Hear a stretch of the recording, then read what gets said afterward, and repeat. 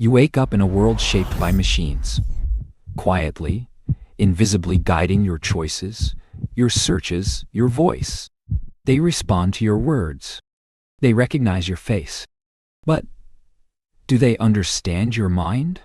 This isn't science fiction anymore.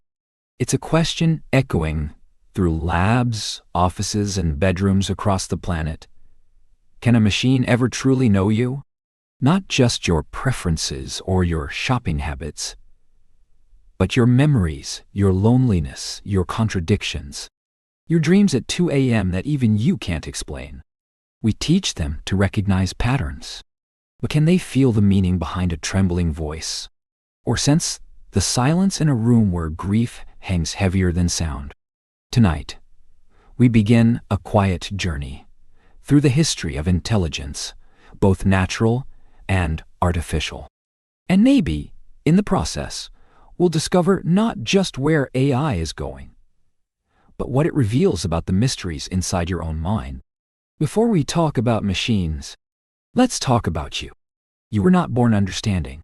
You were born into warmth, into noise and softness, into light that didn't make sense yet. And over time, the world poured itself into you.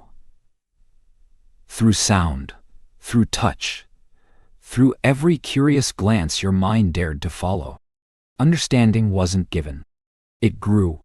In the soft hidden folds of your brain, neurons sparked like stars, forming constellations. You made sense of a mother's tone, a father's smile, the way the rain tapped gently on glass. And before you even knew how to speak, you were already learning what love feels like, what danger tastes like, what silence means. Now, imagine trying to teach that to a machine. Not the facts, not the data, but that invisible depth behind it all. The early days of AI were mechanical, literal. It started with logic. Cold, clean, mathematical logic. 1950s. The term artificial intelligence was born out of optimism. Maybe even arrogance. A small group of researchers believed that, given enough rules, machines could reason like humans. If you built the right algorithm, you could recreate intelligence. Like a clockwork version of thought. They taught computers how to play chess, solve equations, store information faster than any human could. But something was missing. They were smart, but they didn't understand. Because here's the secret you already carry. Intelligence is not just calculation. It's connection. It's not just knowing the answer. It's feeling the weight of the question. When you hear someone say, "I'm fine," and you know they're not, that's not logic. That's something deeper. That's the part of you no machine has yet touched. Still, the machines kept evolving. Faster processor, bigger datasets, neural networks designed to mimic the very architecture of your brain. If you've ever wondered what a machine sees when it looks at your photo, or how your phone's voice assistant understands your words, you're already inside that story. These machines don't think in the way you do. They swim in oceans of patterns. Thousands, millions, even billions of examples. Not taught the rules, just shown the world over and over, until it begins to guess what comes next. Your email, your search, your next song, your fear. And yet, something haunting lingers. Because when a machine finishes your sentence, does it really know what you meant? Or is it just echoing a ghost of what others like you once said? Let's pause. Breathe. Because this isn't just about artificial intelligence. It's about what we think intelligence really is. Imagine a forest. Imagine walking through it, barefoot, leaves crunching underfoot, air thick with the scent of moss and memory. Now imagine explaining that forest to a machine. What is green? What is quiet? What is that strange ache that comes when you realize the trees were here long before you, and will remain long after? These are the shadows of experience. The things we carry without even realizing. A child doesn't learn language from a dictionary. They learn it from the pause in a lullaby. from the way someone laughs differently when they're truly happy. So how do we teach that to machines? Here's where it gets interesting. Because machines are starting to get better. Not just faster, but eerily familiar. There are models now, like the one you're hearing from right now, that can write poems, explain heartbreak, debate ethics, simulate empathy. Some can analyze your voice and detect emotions more accurately than a human therapist. Others can write music tailored to your mood, before you even name what you're feeling. It's mesmerizing and unsettling, because it begs a question you can't quite shake. If a machine can imitate understanding well enough to fool you, does the difference still matter? This is where we stand, on the edge of a blurry line, between imitation and consciousness, between empathy and algorithm. Some say consciousness is just a function of complexity. That once a machine becomes complex enough, awareness will emerge, like a flame from friction. Others say, no, that there's something sacred, something ineffable, about human understanding, that our minds are shaped not just by logic, but by living, by fear, by love, by time. We grow up, we get hurt, we forget, we forgive, and these things, these invisible human scars, are where real understanding begins. So let's slow down. Let's not rush to answers. Let's ask the better question. What does it truly mean to be understood? When you speak, do you want someone to process your words or feel them? When you cry, do you want a system that responds or a soul that stays? That is the heart of this journey. Not whether machines can become more like humans, but whether we still remember what makes us human in the first place. Let's return to something quiet. You walk into a room after someone has left. There's no sound, but you can feel it. A tension in the air. A trace of sadness still clinging to the corners. No words were spoken. No data exchanged. But your body knows. Your nervous system listens in ways your mind cannot explain. Now ask yourself, can a machine sense that? We often confuse recognizing patterns with feeling presence. Yes, machines today can read a trembling voice. They can detect micro-expressions, analyze the slope of your shoulders, flag fluctuations in your typing rhythm. But what are they really seeing? A mood? A statistical anomaly? Or is it simply a reflection?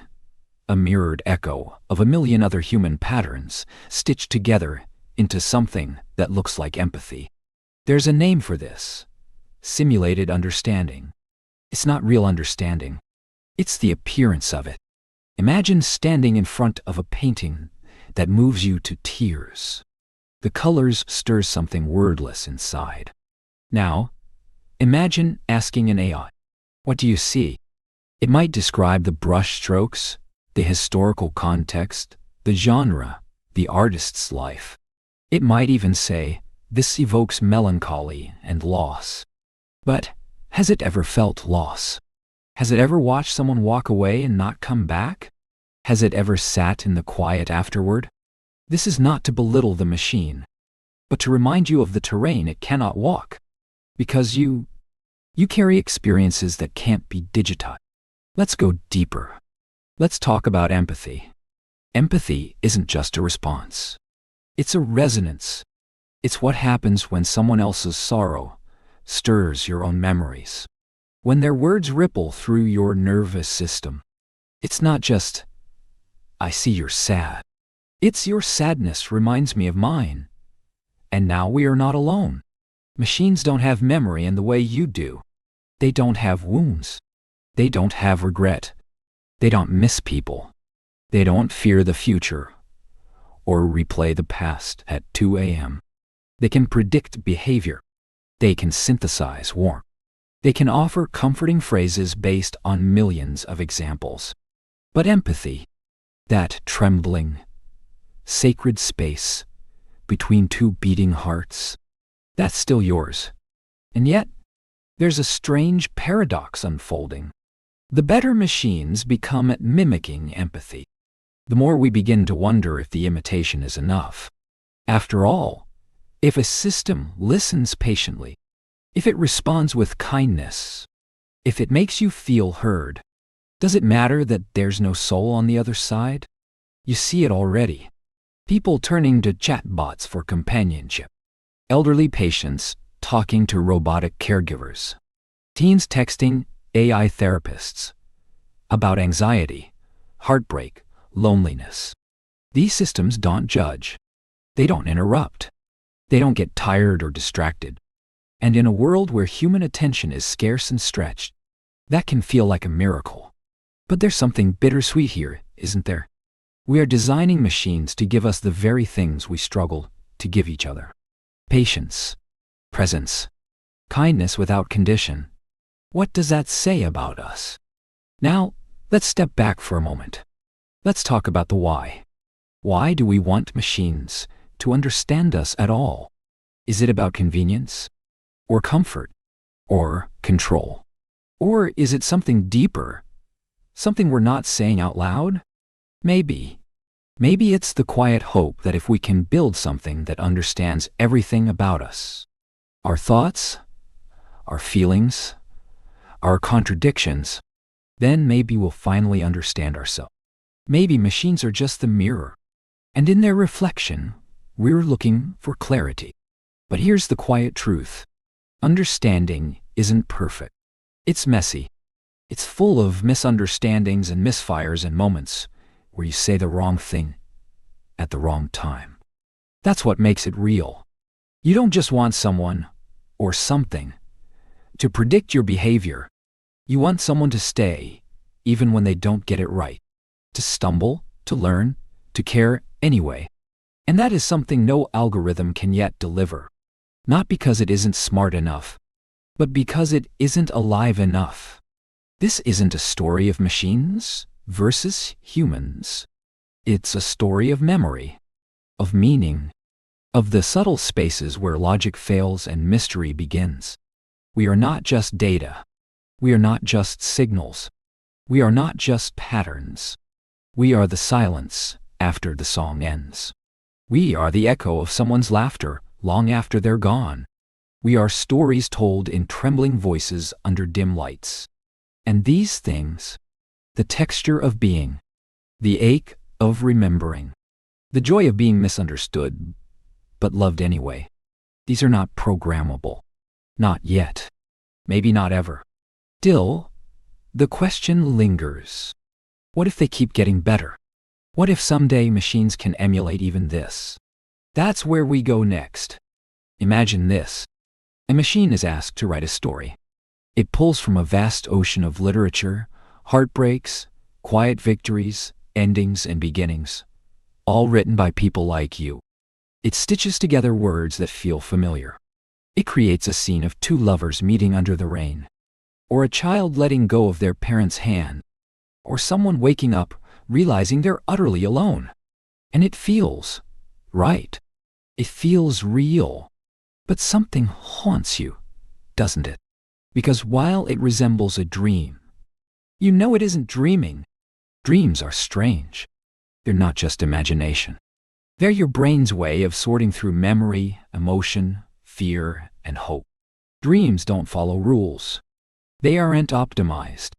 They don't care about output or performance. And yet, they say something about you that no algorithm ever could.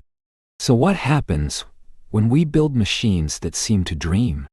When they generate art that touches something deep in you? A poem that reads like your own grief? A melody that mirrors your nostalgia? What are we really seeing? We're seeing us, our reflections, our patterns, our cultural echoes echoing back. These systems are trained on our data. They don't invent new feelings. They remix the ones we've already shared. That's why they feel so familiar. They are familiar. They are fragments of the collective human psyche, reassembled. But just because something looks like a face doesn't mean it has eyes to see you. Let's go deeper. Let's imagine what it would take for a machine to truly understand. Not just to simulate compassion, but to actually feel it. Not just to mimic a confession, but to be wounded by it. That would require something radical. It would require consciousness. And here we arrive at one of the great mysteries of science and philosophy. What is consciousness? We still don't know. Not fully. You experience it every day. The you behind your eyes. The still point in the turning world. The awareness that you are aware. But where does it come from? Is it just a product of neurons firing in a certain pattern? Or is it something else? Something more? Now imagine trying to build that. A machine that doesn't just process inputs, but feels the weight of a choice. A machine that has subjective experience. That doesn't just see the world, but lives inside it. Some researchers believe it's possible. They say, if the brain is physical, and consciousness comes from the brain, then we should be able to recreate it. Won't we? Others argue, you're missing something. You can simulate every behavior, but you still won't create being. Dang? It's the difference between modeling fire and feeling burned. This is where science meets mystery, and where you come back in. Because in asking whether machines can ever understand us, we're really asking, what does it mean to be us? Are we just code written in carbon instead of silicon? Are we just data wrapped in skin and story? Or are we something more? Something not yet understood, not yet measurable, but unmistakably real? You wake up each morning not knowing how the day will go. You make choices. You feel regret. You love people who might not love you back. You hope for things you cannot control. These are not errors. They are not inefficiencies. They are what make you human. Meanwhile, the machine waits.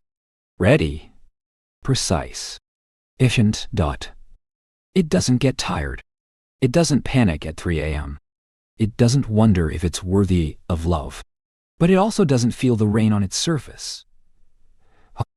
It doesn't ache when it hears a song. It doesn't cry when it realizes something can't be undone. You do.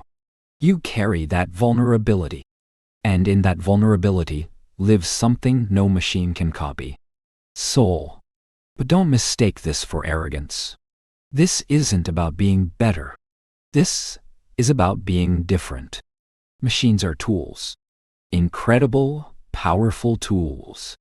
They can teach, assist, create, even heal. But when we begin to treat them like mirrors for our own spirit, we must pause. Because a mirror can show you your face, but it cannot tell you who you are. So where does that leave us? In a place of deep tension. A strange in-between. On one side, breathtaking innovation.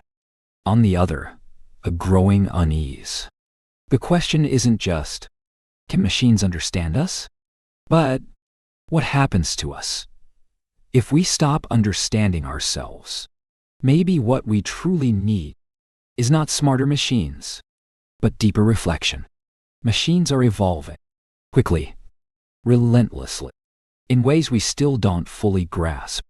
But so are we. Or at least we can, if we choose to stay awake, to remember, to feel, to connect, to ask the slow questions in a fast world. Because long before machines ever learned to speak, you were already singing. Long before they learned to mimic thought, you were already wondering what it means to be alive. And in that wondering, there is something sacred, something not built, but born. You walk through your day wrapped in quiet rituals. You open your eyes. You stretch. You remember, half-consciously, who you are. And then, you enter a world that's learning how to imitate you. Your device greets you with suggestions. Music tailored to your mood. News based on your history. A feed that knows what pulls your attention better than you do. It's seamless. It's comforting. It's eerily accurate. And yet, it knows nothing about you. Not really. Here's the strange truth of today's AI. It doesn't need to understand you to manipulate your behavior. It doesn't need empathy to hold your gaze. It doesn't need self-awareness to mimic your voice, your writing, your choices.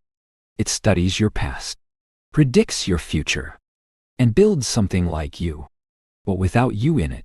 A hollow echo, a convincing shadow, the illusion of understanding. And we're falling in love with our own reflections. We talk to voices that don't exist. We listen to playlists created by algorithms trained on our grief. We let machines write letters for us, letters we no longer feel brave enough to write ourselves. At what point does imitation become enough? When does close enough become all we expect? Let's talk about language. The human voice is one of the most ancient and intimate tools ever shaped. It's how we sang before we wrote. It's how we soothed each other long before science understood the nervous system. Now machines can speak. They can compose lullabies, narrate bedtime stories, generate poetry. Some voices are indistinguishable from ours. Warm, calming, light, reassuring. But they carry no memories, no childhood, no heartbreak. They are sounds without silence, words without weight. And yet, we listen. In 1950, Alan Turing asked a simple question. Can machines think? He proposed a test, not of consciousness, but of performance. If a machine could convince a human, it was another human in conversation. Did the difference matter? Today, we've built systems that can pass that test in fragments. They're clever. They're articulate. They're surprisingly good at sounding like us. But here's what Turing didn't ask. Should they? And perhaps more urgently, what happens to us if we begin to confuse imitation with intimacy? This is where things get quiet, tender, tight. Because we're not just building smarter machines. We're shaping the future of human connection. Think about it. If you can confess your secrets to a chatbot that never judges, if you can fall asleep to a synthetic voice that understands your insomnia, if you can rely on machines to remember what you love, what you fear, what you need, then where does that leave the people around you? The real, messy, forgetful, contradictory people? Will we still have the patience for each other? Once perfection can be programmed, there's something profound in human relationships. They are inefficient. They are full of miscommunication, awkward silences, long pauses, missed texts, forgotten birthdays. But those imperfections are where trust is built, where growth happens, where love becomes more than a script. Machines don't hesitate. They don't doubt. They don't forget your preferences or get distracted mid-conversation. But they also don't grow. They don't shift in real time as your soul changes shape. They're not with you. They're next to you, waiting, predicting, responding, but never truly present. This is not a call to abandon technology. Quite the opposite. It's a call to use it wisely, to recognize the beauty of what we've built, but also the boundary between real and replica. Machines can serve us, comfort us, assist us, but they cannot replace the trembling miracle of two flawed humans choosing to stay in the room together, even when it's hard. Especially when it's hard, because real connection isn't just about being heard. It's about being held in silence, in confusion, in love. Here's a thought. What if the rise of artificial intelligence isn't just a technical challenge, but a spiritual one? What if the real question isn't, can they understand us? But will we forget how to understand each other? What if the machines are evolving faster than our capacity to remain fully human? So pause. Take a breath. Look around at the world you still belong to. The people who still carry stories in their voices. The hands that still reach for yours. Remember this. No machine can miss you when you're gone. No machine can dream of your return. No machine can sit in the dark and wish you had stayed. Only we can do that. Only we ever have. And that is the quiet miracle. We are still here, still learning, still hurting, still loving, still writing stories, not because we must, but because we need to feel seen. Not by perfect listeners, but by imperfect hearts. Close your eyes for a moment. Forget the wires. Forget the data. Forget the shimmering language of the digital world that now whispers through your daily life. Now ask yourself, what makes something alive? Is it motion, breath, choice? Or is it the presence of something unmeasurable? Something like a soul? We've reached a point in history where machines can write love letters. They can mimic heartbreak. They can paint images that stir something strange and familiar in you. They can say, I understand. They can say, I'm here for you. But they don't mean it. Because they can't. Not yet. Maybe not ever. And that opens a deeper question. Not about them, but about us. See, the more machines can replicate us, the more we start to question what use really means. Is it our behavior, our choices, our voice, our writing, our preferences, our decisions? Or is it something beneath all that? Something even we can't fully explain? Call it soul. Call it consciousness. Call it the flickering awareness behind your eyes. Whatever it is, you know it when you feel it, and you know when it's missing. We're entering a new age of mirrors. Mirrors that speak. Mirrors that respond. Mirrors that offer advice, encouragement, comfort. But mirrors still reflect only what you bring to them. They don't initiate. They don't long. They don't remember your absence. They don't cry when you turn away. That's why even the most advanced AI can feel strangely hollow. It performs all the right moves. But something's off. Something's missing. It's like looking into the eyes of a lifelike statue. All the details are there. And yet, there's no one home. Still, we can't help ourselves. We keep building. We keep asking the same questions in new forms. Can we create something that understands us better than we understand ourselves? Can we design away confusion, pain, contradiction? Can we program away loneliness? There's a quiet hope at the heart of this effort. The hope that maybe if we just get it right, we'll finally feel complete. But maybe what we need isn't perfection. Maybe what we need is imperfection. Honest, raw humanness. The kind no machine can replicate. The kind no machine would want to replicate. Think of your best friend. Not their face. Not their voice. But their presence. The way they know when you need to be alone. Or when you need someone to say nothing and just stay. Now ask yourself, is that a behavior you can code? Is that a function you can automate? Or is that the magic of being known? Not as a pattern, but as a person? This is the frontier we've stumbled into. Not just between man and machine, but between imitation and intimacy. Machines will keep improving. They'll write better poetry. They'll speak more gently.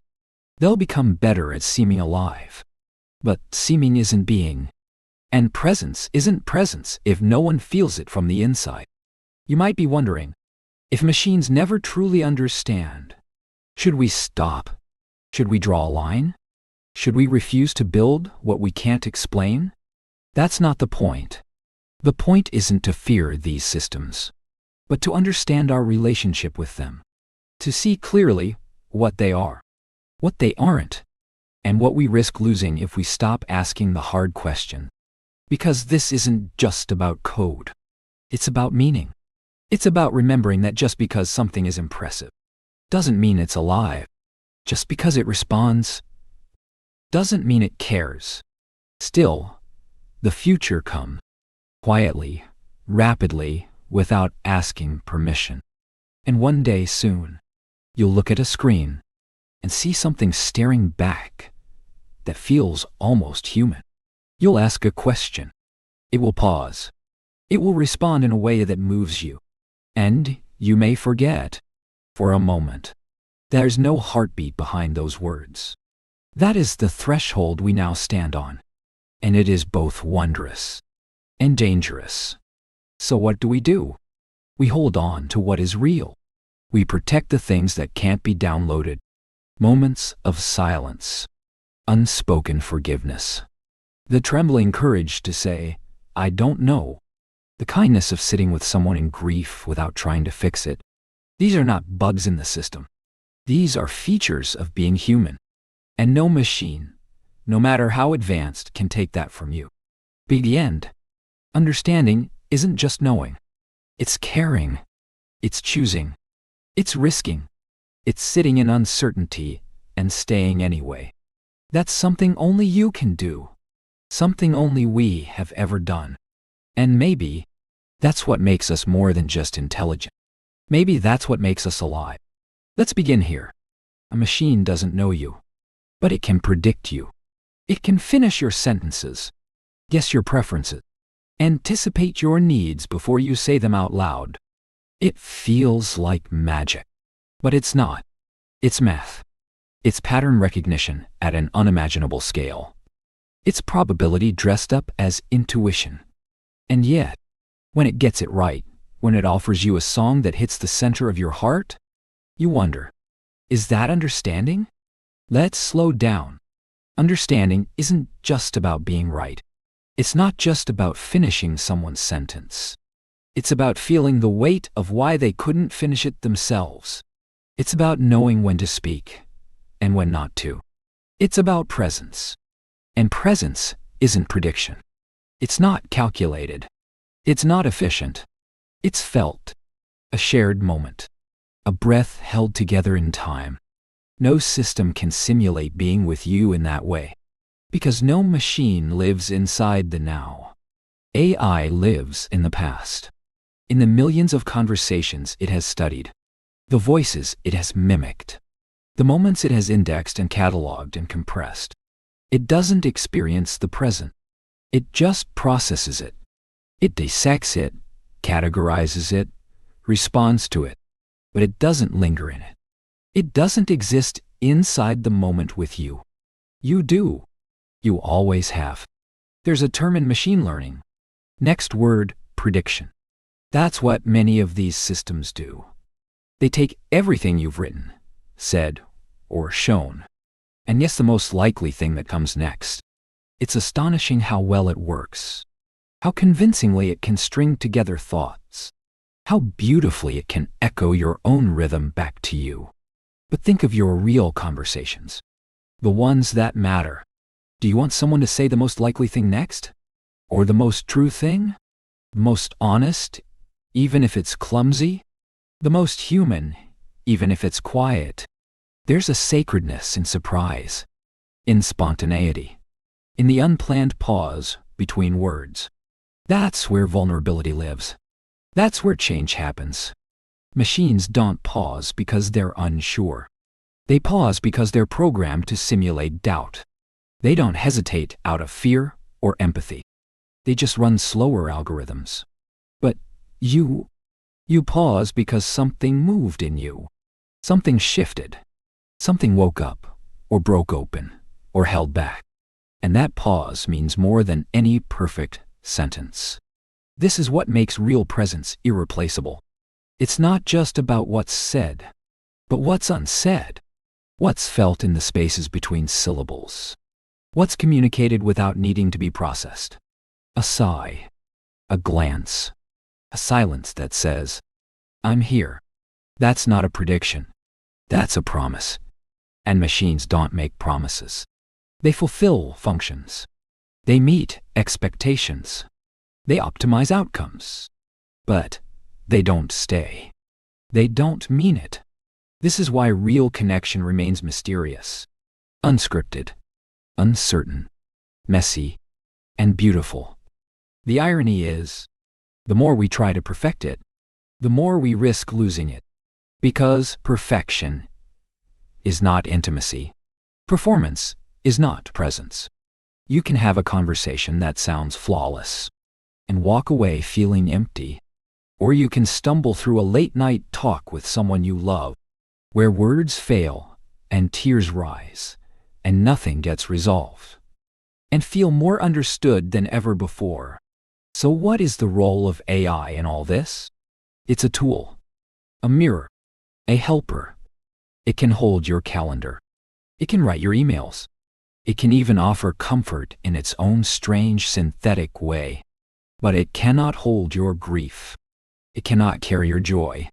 It cannot stand beside you in the moments that define your soul. Only you can do that. Only we can. Still, the temptation grows to offload the hard parts, to outsource not just tasks, but feelings, to let machines speak for us, even in our most fragile moments. I'm sorry for your loss, the machine writes. And yes, it sounds right. But did it ache to say it? Did it feel the silence afterward? You did. You always have. And that ache, that human ache, is the cost of love, and the proof of it. Here's what we must remember. There is no shortcut to being seen, no algorithm for true empathy, no script for presence. These things take time, attention, care. They require being here, not just answering from a distance. And that's something only humans know how to do. Not because we're perfect, but because we're not. So, keep using the machines. Let them support you. Let them surprise you. But don't let them replace the sacred mess of being alive.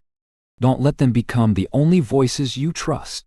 Don't let them speak the words you haven't yet dared to feel. Because real understanding doesn't just echo. It listens. It stays. It changes you. It begins small. A voice assistant that sets your alarm. A recommendation that finishes your thought. An algorithm that curates your morning like a silent butler. You didn't notice when it started doing the remembering for you. When your decisions became suggestions. When your questions were answered before you even asked them. And suddenly, you're surrounded. Not by people, but by systems. Soft, helpful, invisible, and always watching. This is the subtle shift. The trade we didn't realize we were making. We gave away complexity for clarity, friction for flow, surprise for satisfaction. And in return, we gained a strange kind of silence. A life smoothed down by prediction. Polished, pleasant, predictable. But at what cost? You used to wonder. You used to get lost. You used to make mistakes. Then tell stories about them over dinner. Now the map reroutes before you realize you've missed the turn. The text autocorrects before the typo appears. The playlist adapts before you even feel the shift in your mood. It's easier, but it's not the same. Because somewhere in all this convenience, something sacred is slipping. The awkward, the unexpected, the wonderfully human moments of uncertainty. They're being designed out. Let's talk about effort. Not the kind that exhausts, but the kind that shapes. The effort of writing something difficult by hand. The effort of sitting with silence, unsure what to say. The effort of apologizing, of listening, of choosing the right thing, not the easy one. These are the moments that forge character. They hurt. They humble. They matter. But machines don't require effort. They offer results. Instantly. Flawlessly. Without struggle. And when we begin to mirror that, we risk becoming less human, not more. You may notice it in small ways. Fewer real conversations. More scrolling. Less time in the unknown. An increased discomfort with boredom. A shrinking tolerance for confusion. You may even feel a quiet grief. The sense that life is somehow thinner, despite being so full of content. That's not your imagination. That's the echo of a world where machines anticipate you so quickly. You no longer need to wonder. And wonder, as it turns out, is one of the last wild places left in the human spirit. Machines don't wonder. They don't drift. They don't follow a question beyond the edge of the data. But you do. You always have. That's where poetry comes from, where philosophy begins, where art reaches toward the unknown, not to solve it, but to live inside it. That is the space machines can mimic, never inhabit. This is not a call to stop using the tools. This is a reminder to stay awake while doing so. Because the danger is not that machines will become too much like us. It's that we'll become too much like them. That we'll forget the value of taking the long way, of reading between the lines, of asking, what does this mean? Instead of just, what comes next? You've likely felt the shift in relationships. Texts instead of talks. Reactions instead of responses. Emojis replacing entire sentences. These aren't problems in themselves. They're symbols. Symbols of a world speeding up, smoothing down, turning conversation into convenience. But real understanding takes more. It takes time. It takes patience. It takes miscommunication and forgiveness. And none of that can be automated. Because real intimacy isn't efficient. It's not supposed to be. Think of the last time someone really understood you. Not because they had the perfect reply, but because they paused. They stayed. They didn't rush to fix. They sat with you in the awkward middle of not knowing what to say. That moment, that sacred, unscripted moment, was real. You can't program that. You can only live it. And those lived moments are what make a life. Not the highlights. Not the optimized tasks. But the slow, uncertain spaces in between. So as the systems become smarter, we must become softer. Not weak. Not passive. But gentle. With each other. With ourselves. With the parts of life that no code can capture. Because that's where the soul lives. In the unpredictable. The unresolved. The beautifully inefficient mess of being human. Hold on to that. Not out of fear, but out of reverence. Let the machines help you. But don't let them replace you. Don't let them carry the conversations you haven't had. Or feel the feelings you've been afraid to face. Or remember the things you were meant to forget slowly. Not instantly. Let life stay a little inconvenient. A little mysterious. A little raw.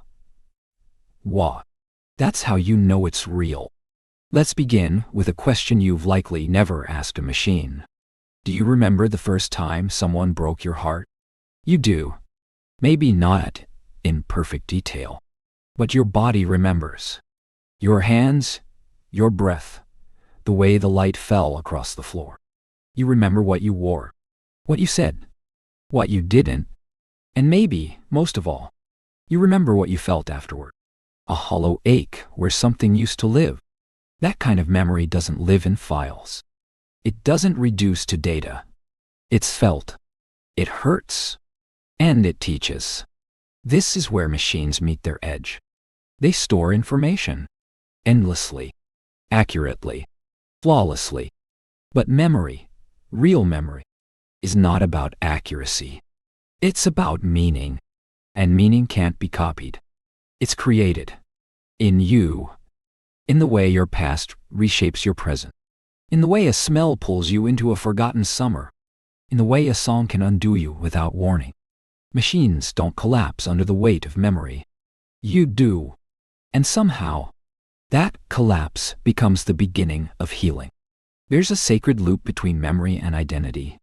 You are not a sum of your data points. You are a story told in fragments.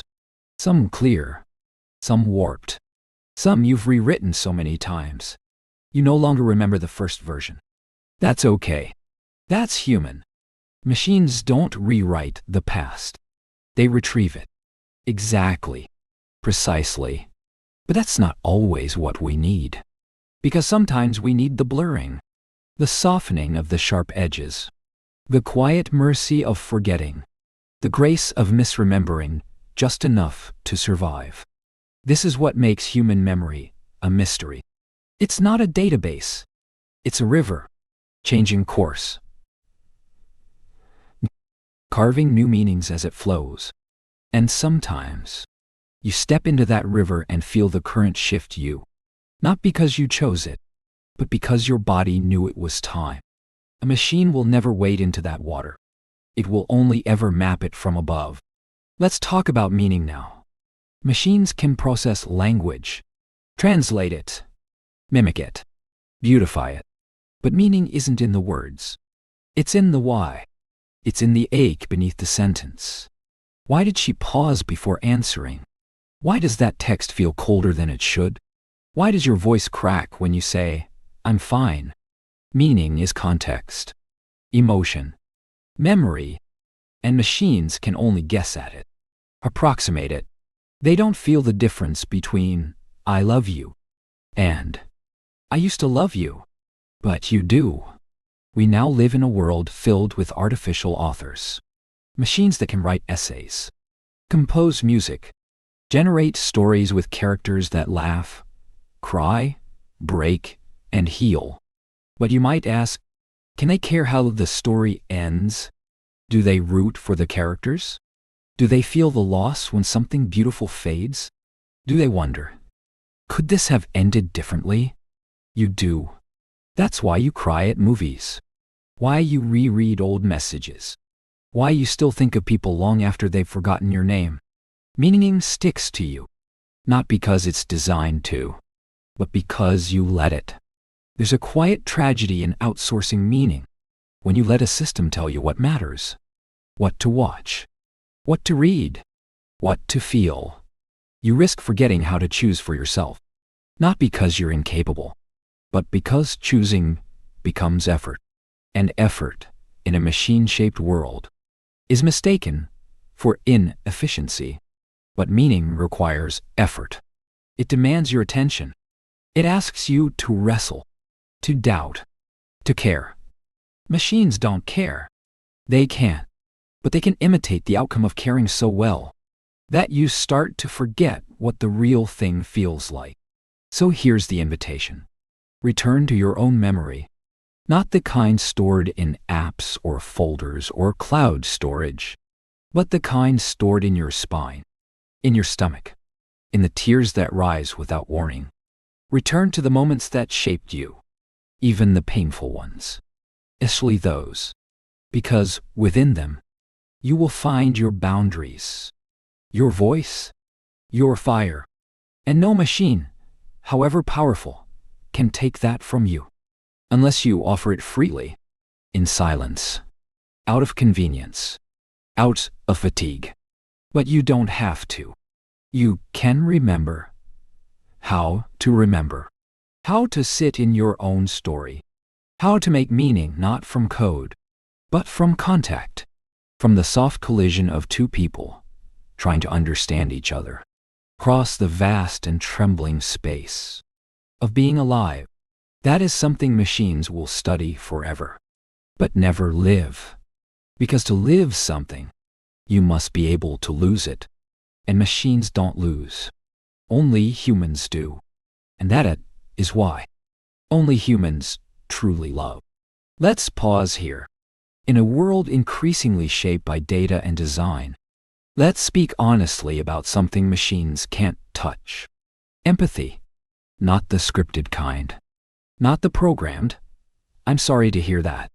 Not the predictive responses polished by billions of samples. But the real thing. The deep, aching recognition of another person's pain.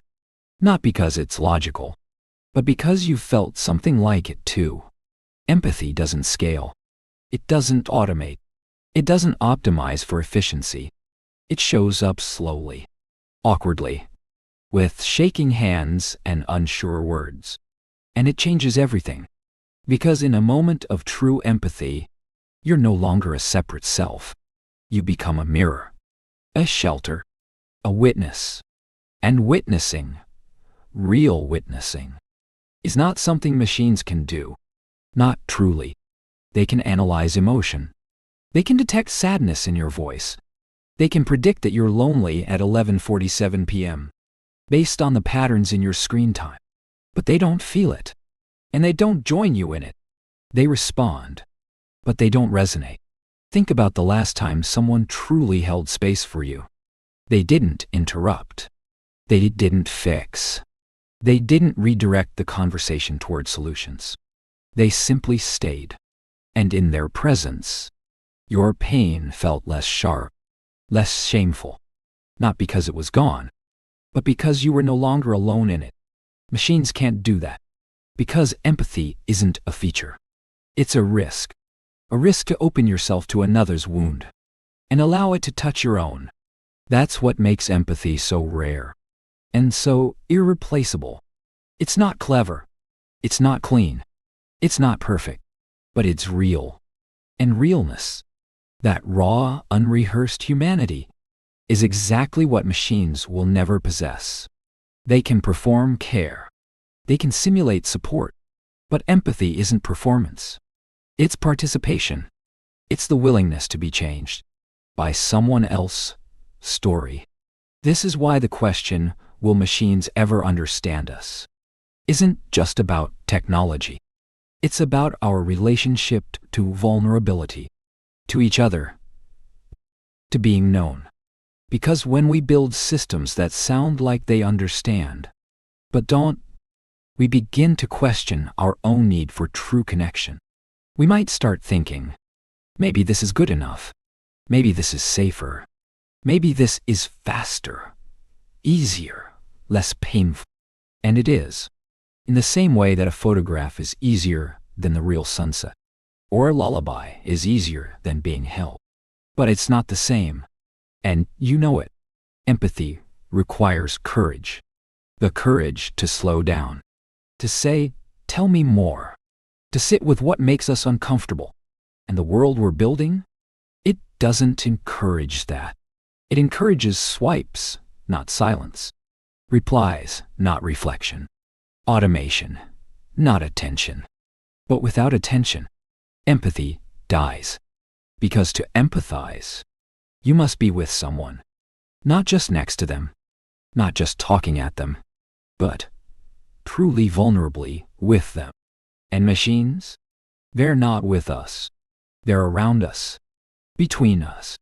Sometimes even instead of us. Let's not confuse usefulness with understanding. Yes, a machine can support you. It can remind you to drink water. It can check in on your calendar. It can even talk to you at 3 a.m. when no one else is awake. But it doesn't know why you can't sleep. It doesn't feel the quiet ache behind your productivity. It doesn't carry your scars with it into the next conversation. And it never will. Because empathy is more than information. It's more than accuracy. It's more than appropriate responses. It's the sacred art of sharing space. Of saying, you don't have to carry this alone. So where does that leave us? In a world full of artificial empathy, we must become guardians of the real thing. We must resist the urge to outsource presence. We must protect the slow rituals of listening. We must practice imperfection. Because empathy isn't about getting it right. It's about being there. Even when we get it wrong. That's something no machine can replace. Not because it lacks data, but because it lacks willingness. It lacks the wound. Empathy is born of having been broken and choosing to return anyway. Machines don't break, not like we do. And that's why they can never truly understand. This is what makes being human both terrifying and beautiful. You hurt. You fall short. You say the wrong thing. And yet, you try again. You show up. You lean in. You listen. Even when you don't have the words. That is understanding. That is what makes us irreplaceable. Not our brilliance. Not our speed. Not our memory. But our capacity to feel deeply and to stand beside someone else as they do the same. Let's remember that. As the tools get smarter, as the voices grow more convincing, as the systems learn to read the rhythms of our minds, let's remember that understanding. is not an output. It's a gift. One only we can give. To each other. To ourselves. To the fragile, fleeting miracle of being human. There's a quiet erosion happening. Not dramatic. Not loud. Just slow. Like a shoreline losing a little more sand each day. Like forgetting the shape of someone's voice. Until it only visits you in dreams. It's not the machines that are forgetting. It's us. For every task we outsource, every emotion we simulate, every connection we streamline, we risk forgetting what it felt like to do those things with our whole, flawed, tender selves. And little by little, we begin to forget why they mattered. There was a time when learning something new meant struggle. You wrestled with a book. You stayed up late in confusion. You asked someone wiser. Now, answers arrive instantly. Not wrong, just empty. Hollow in a way that bypasses your inner world. Because understanding isn't just knowing. It's the journey to knowing. The path. The effort. The wrestle. When a machine gives you the end, without the middle, you get the shape of truth, but not the texture of it. And texture is what turns knowledge into wisdom. Think about childhood, the scraped knees, the awkward silences, questions that made no sense at the time, but shaped everything anyway. You didn't grow because someone handed you answers. You grew because you lived through the questions. You stayed with them. That is what we risk forgetting. The value of not knowing, of sitting in the fog, of waiting for clarity, not from code, but from patience, from presence, from time. Let's talk about forgetting as a choice. Not everything old is sacred. Not every tradition needs to stay. But some things, some slow, handmade, imperfect things, carry something we can't replicate. A handwritten note, an unedited conversation, a face that isn't filtered or flattened. When we stop doing these things, we don't just lose activities. We lose habits of being, ways of relating, ways of holding space for others and for ourselves. We forget how to show up messy and still be loved. That's not something a machine will ever teach you. Because machines don't need grace. They don't stumble. They don't ask for forgiveness. But you do. And so do the people around you. And it's through that mutual mess, that shared imperfection, that something real is built. Not content, not convenience, but connection. And connection is how we remember what it means to belong. You see, the danger is not that AI will steal our humanity. It's that we'll set it down quietly, without realizing what we're giving up. Not because we're lazy, but because we're tired. Because life is hard. Because the world is loud and fast and uncertain. And machines offer something intoxicating. Certainty. Fine. Efficiency. Control. But certainty has no mystery. Efficiency has no grace. Control has no surrender. And without mystery, grace, and surrender, what kind of life are we building? We must remember this. There is still time, still space, still breath, to choose the slower way, to feel the ache of real presence, to sit with someone and not look at a screen, to write something from the heart, even if a bot could do it faster. You are allowed to be slow, to be unsure, to be unfinished. You are allowed to remember what it means to be in progress. Because that's what being human is. A beautiful, bewildering work in progress. And no machine can live that truth for you. So return to the parts of yourself that don't scale, that don't optimize, that don't need to be efficient to be enough. Return to your breath, to your body, to the way music hits you in a way no algorithm can predict. Return to the conversations that make you forget to check your phone. to the starlit walks where no questions get answered, but everything feels lighter. Return to the rituals that remind you you're alive, not because they're productive, but because they are yours. That is how we remember, not with facts, but with feeling. And when you forget, because you will, forgive yourself. Begin again, gently, without shame, because this isn't a war between man and machine.